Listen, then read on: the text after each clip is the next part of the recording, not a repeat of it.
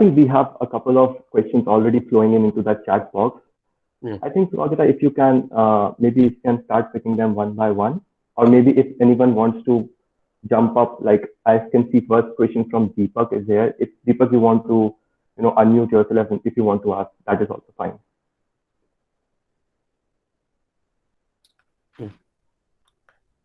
Yeah, maybe we can start with Deepak's question. So Deepak, is Deepak there on the call? Hi, Swagata. There are two Deepak, I think. Yeah, Deepak Sharma and Deepak Gupta. So I'm a little confused which Deepak you're talking about. We are talking about Deepak Sharma, yes. Yeah, okay. So first of all, thanks for this session. So I'm also kind of working on a lot of things, but trying to move to product management entirely. So one thing that I wanted to understand is whenever you are solving for a problem, you want to understand the customer very clearly for which customer you are solving the problem. And sometimes I struggle to bifurcate your customer segment into different categories. And I think that comes up with your understanding of the industry or the sector you for which you are solving the problem. But if some generic way you can help me to arrive at different customer segments, build a persona, so that you can clearly pinpoint the problem and for whom you are solving it, so that your MVP is strong and you are delivering something and you are monetizing something on that. So in that respect, I was asking. Uh, Got it. So at least in my past, what I've seen is there is no silver bullet to segmentation, right? You may want to segment things very differently for different reasons. For example, when you talk doing a product strategy, you might want to segment customers on a very without having a lot of data, right? Because then you're talking about the broad or things you want to do in the next 3 to 5 years. Versus, for example, when you're segmenting actual users to build features, your segments might be very different because then you're looking at existing hardcore data. So I'd say that we should not fall into the trap that there is one way of segmenting the customers, right? I think in whatever way you segment, there are some things which is important to understand. One is segments need to be what we call MACI, which is mutually exclusive but comprehensively exhaustive. So if you have three segments, let's say in the market, let's say you're segmenting the market for say protein supplements, right? And you can say that okay, there are who are the people who are consuming protein supplements? People who are healthy, health conscious, people who are working out, and say people who have nutritional needs. Now, if you segment the market this way, you'd see that a lot of the segments overlap. And this is just my bad segmentation, perhaps, but people who are healthy and people who are working out may be may have a lot overlap, and that may not give you a very clear segmentation. But Correct.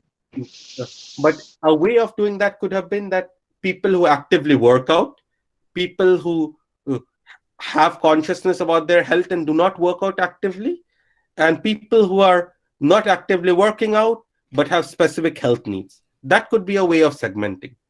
And again, these segmentations would vary uh, from customer to customer. I think once you segment, there are some things which become important.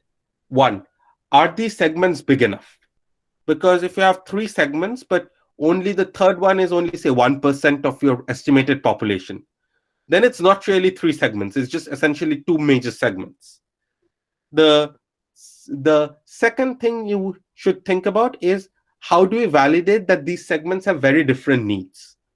So that's where qualitative research comes in, because if the segment needs are very similar, you can make them one segment. So I think a lot of the work here is one, trying to not just creating the segments but actually validating the segments.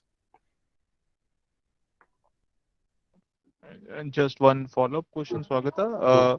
So is the product manager only works on this, and like you have experience in different organizations, multinational organizations. So is there a big team who works on segmentation and then qualitative assessment, whether these segments are MECI or how does it work out like when we progress on the product and we are building something? I think it depends upon person to person. It depends upon the company to company. But these are all very strategic decisions, right? So if you're doing it alone as a product manager in a silo, somewhere that has failed because you're not taking into account other people's views. Now, other people could be a dedicated user researcher you might have, could be a marketing manager, could be somebody else who understands the market. So I think the real value would come if, let's say, you're a company where you may not have all of these roles formally in your team. Correct. A way of approaching that could be that as a product manager, you take a first stab at this and then start working with the stakeholders who know about the market to refine it. The other approach could be to start working with a cross functional group who can help define that out. So both are valid approaches. And I think to me, the most invalid approach would be that if, as a product manager, I am sitting in a room and doing that on my own. Correct. Correct. Absolutely. Yeah. Thanks. Thanks, Suvagata. Cool. Uh, The next question I have from Amrita. Do you want to unmute yourself? Yeah, the question was actually contextual to what you were saying at that time. So when you have done a segmentation, you've identified you're at the solutioning stage. You want to decide in terms of, say, an MVP. Do you go with an app, or do you go with like a mobile app or a web app or a website? And assuming from a customer or a usage perspective, there isn't much of a difference. So it's a particular segment who are more active on mobile or anything of that sort. In that situation, what should be some things to consider before you decide? I think in that situation, so there would never be a perfect answer, but I'd say that there'd be some trade offs you need to think about. I think one of the trade offs you need to think about is discoverability. Getting a mobile app discovered and installed is a much harder task than going to a website and getting people to the website. Right. That's one trade off. The other trade off, though, is that once somebody actually downloads your mobile app, right, you have a much better way of engaging with them. And because they've taken a first hard step, it's easier to retain.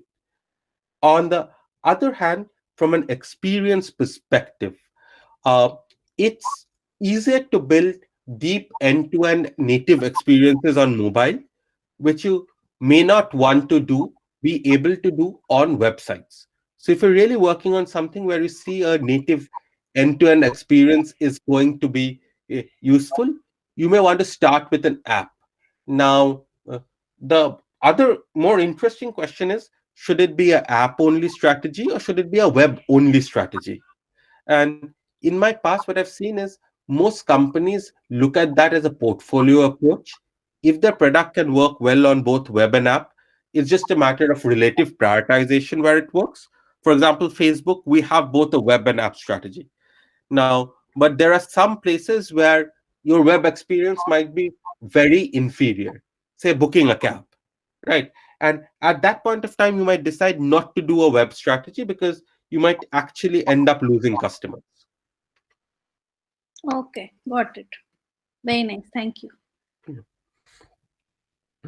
The next question has been from Deepak. Deepak Gupta. Deepak, are you there on the call? Yeah, I'm here. Yeah. And please pardon any background noise. But yeah, so my question was about analytics. So the question is, we have struggled between two extremes. One is to achieve maximum visibility into all that's happening in the app and see the effectiveness of things that work and things that don't. Yeah. And there is data overkill. Basically, take a top-down approach, ask the broadest questions first, and then if you see there is reason to dig deeper, then you select that particular area and then keep going deeper. Problem is there. We always struggle. What is the right set of metrics ultimately that we should be capturing, and how deep should we really go? Awesome. I think, at least to me, I break it down into two things. One is strategy and direction, right? And understanding what metrics help us identify whether we're making progress to the problem we're solving. For example, let's say that you're building a software for helping people meet, right? You broadly want to measure whether it's actually helping driving online meetings or not. The other is operational and debugging metrics. Let's say that you're facing a lot of negative feedback from people on crashes, so you want to go deeper into operational things. So I think both kind of metrics have their own set of needs. You will still need detailed metrics when you want to deep dive on operational issues or know whether things are executing properly or not. For a strategy piece, I think to me it's important that that metrics we use for strategy have some characteristics, right? One of the characteristics is it needs to tie back to the problem we're solving. And let's say that we're solving app for meeting, right? You could have multiple goals around meeting subscriptions. Uh, you could have goals at various levels, right? One is it could have be revenue from your meetings, subscriptions you're selling. Two could be the number of active people on meetings. Three could be the kind of meetings you're having, right? And all of these metrics are important for different things. Revenue tells you whether you're profitable or not. Activity tells you is whether you're helping, whether customers are coming back to you or not. The kind of meetings and number and frequency of meetings tells you whether you're solving the meeting problem or not. I think what's important, at least to my product teams, have been that we need to pick a metric which is directly actionable by the product team. Because if you pick a metric like revenue, which is not directly actionable by a team, say who's focused on making meeting connectivity better, right? It makes the team very far away from the objective, and it does not help team understand whether the work they're doing matters or not. Now, so it's important to have a metric which the team can control. Two, it's important to have that controllable metric as close to the final business outcome as possible.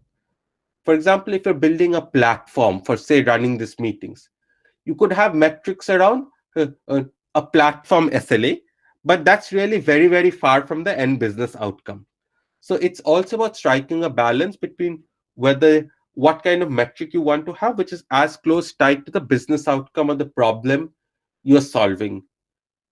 I think the third thing is the number of key metrics should be 1, 2, or 3, not more than that. The reason for that is you want focus. You want to be able to tell the team that what you're working towards, and then find out the impact of all the stuff you're doing. Now, that may not be practical at a lot of times. So you might want to have some defensive metrics. But again, those are things to keep an eye out on, saying whether they're going bad or not. But your key metrics should be very, very limited. Now, there's also a challenge that sometimes when you're doing something very, very new, you do not have any metrics for that, right?